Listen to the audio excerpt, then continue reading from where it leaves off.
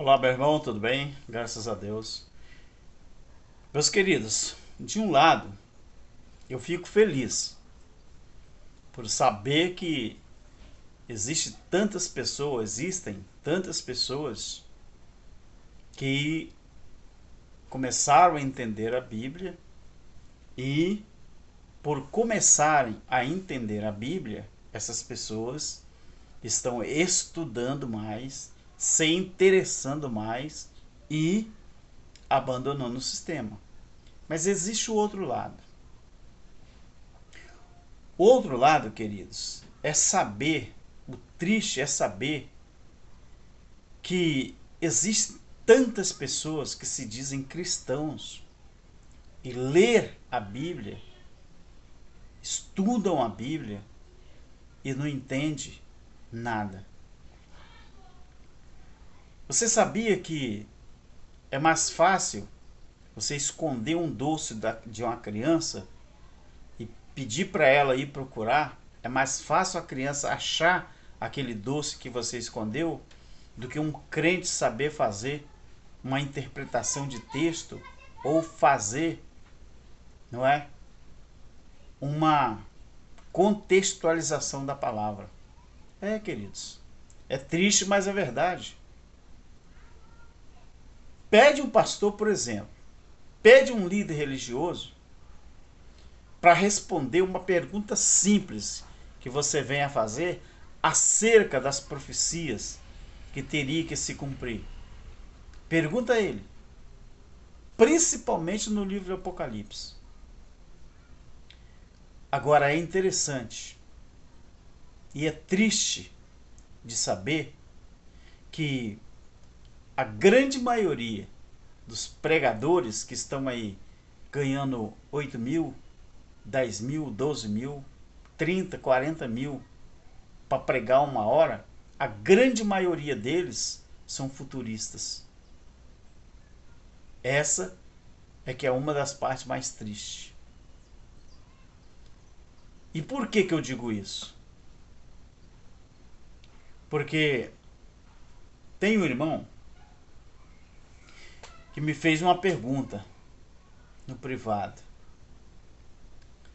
Ele falou assim: então vocês acham que vocês não frequentando nenhuma igreja, vocês vão ser salvos? Desse jeito. Primeira coisa que eu falei com ele, eu respondi, eu perguntei, irmão, salvo do quê? O senhor falou, se eu não frequentar uma igreja, eu não vou ser salvo? Salvo do quê? Aí ele disse, salvo do pecado, do diabo, do mundo. Olha que resposta. Salvo do pecado. Que pecado? Salvo do diabo. Que diabo? E eu tenho que frequentar uma igreja. Que igreja? Assembleia? A Batista? Adventista? Qual a igreja que eu tenho que frequentar? Católica? Seixo Noé? A presbiteriana? A adventista? Qual? A luterana? Qual? Testemunho de Jeová?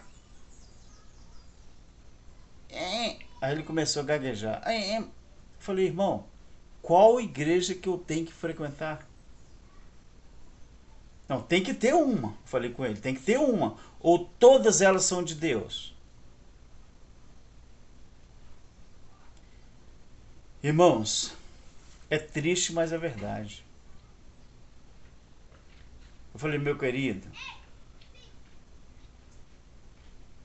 eu vou fazer um vídeo. Eu falei com ele, vou fazer um vídeo com relação a isso que o irmão falou.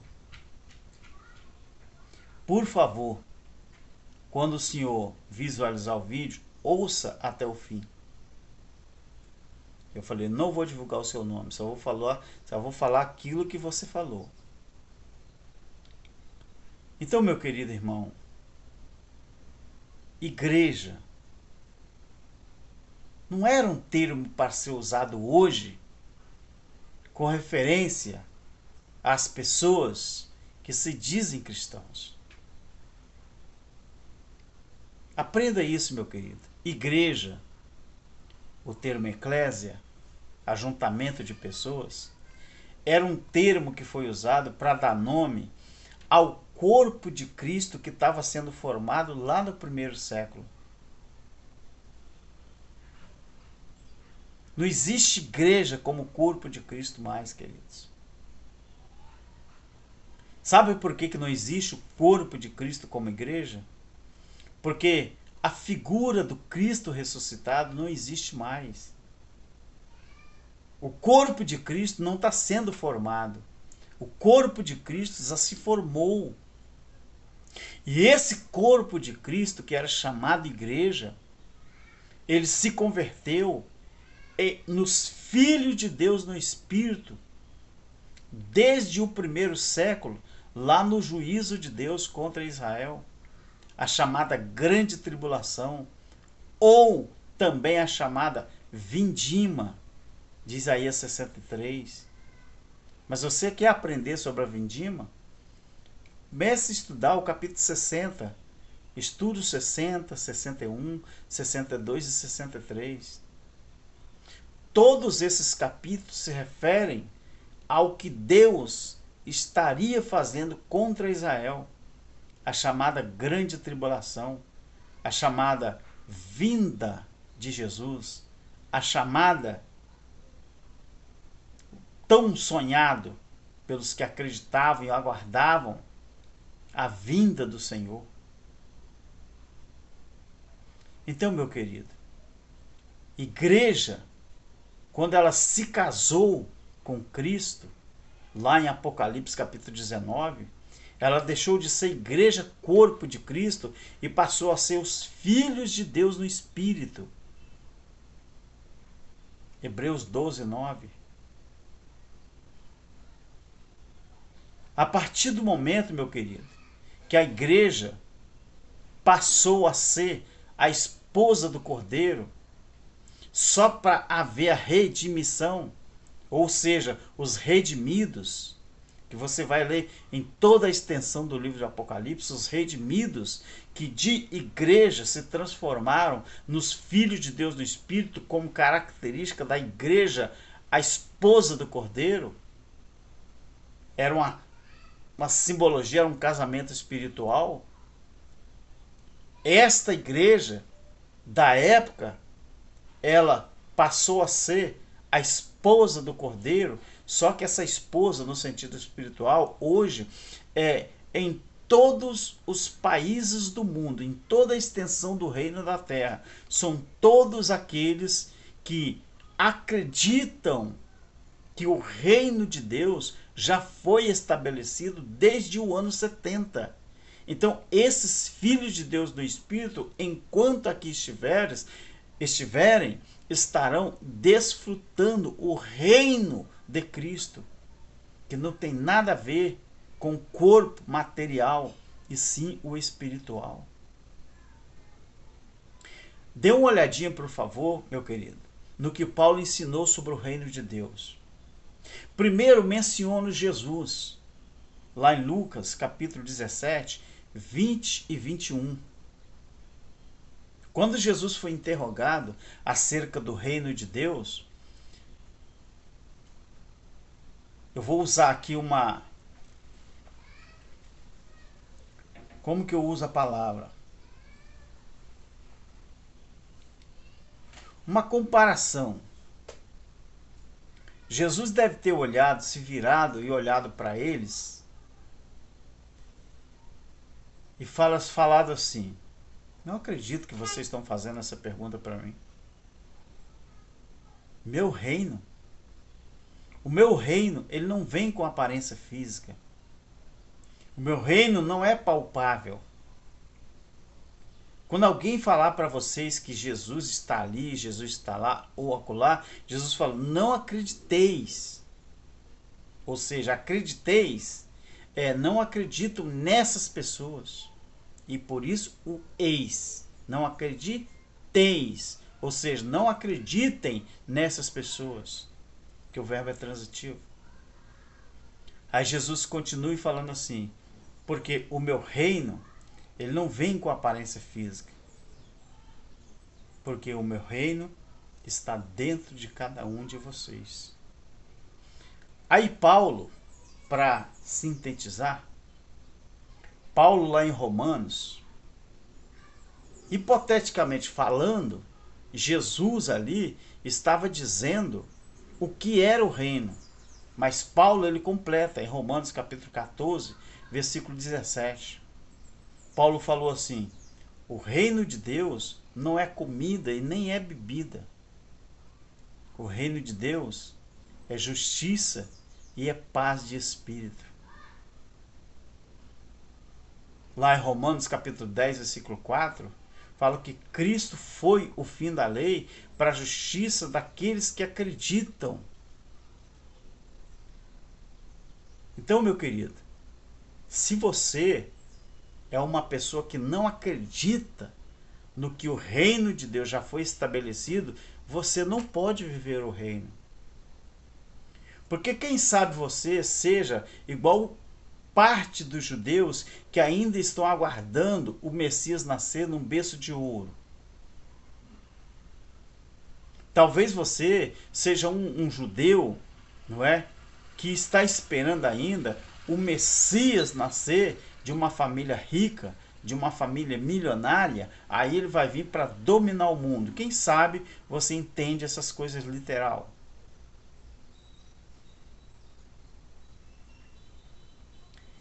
Então, meu querido, eu acredito, eu não gosto de achismo, eu não gosto de falar eu acho, eu não gosto dessa palavra. Mas eu acredito e tenho certeza que quando você começar a estudar a Bíblia e começar a botar a sua mente para funcionar, bote no modo espiritual. Vira o botão. Vira o botão. Tira do modo literal e coloca no modo, né, espiritual. Tem uns botãozinhos aí na sua mente? Vamos dizer que tem um botão e tem o stand-by está ligado, né? O stand-by tá ligado. Aí você pega o botão e tira do modo literal e vira ele para o sentido espiritual, assim, ó. Sua mente. Talvez dessa forma você vai começar a entender a palavra. Aí você vai entender que quando inventaram a religião, as denominações, isso foi inventado para dominar as pessoas. Quando você entender que os filhos de Deus no Espírito, eles já estão usufruindo do reino, aí você vai ligar o alerta vermelho e vai falar assim: caraca, eu realmente estou perdendo tempo. Eu achei que a cobertura espiritual que o meu pastor, o meu líder falou que exercia sobre mim, era tudo mentira, era tudo história, para tirar dinheiro de mim, da minha família. Talvez assim você vai começar a entender. Então, meu querido, você que fez essa afirmação, eu quero dizer para você que nós não estamos aqui para brincadeira. Existem homens e mulheres, filhos de Deus no Espírito, que estão aí nas redes sociais trabalhando para que você venha a entender a palavra de Deus do jeito que ela é. Eu quero desejar bons estudos para você, bons raciocínios, tá bom? E bom entendimento da palavra. Eu sou Alberto Lírio e você pode me procurar nas outras redes sociais aí, tá bom? Sempre Alberto Lírio Evangelho Eterno.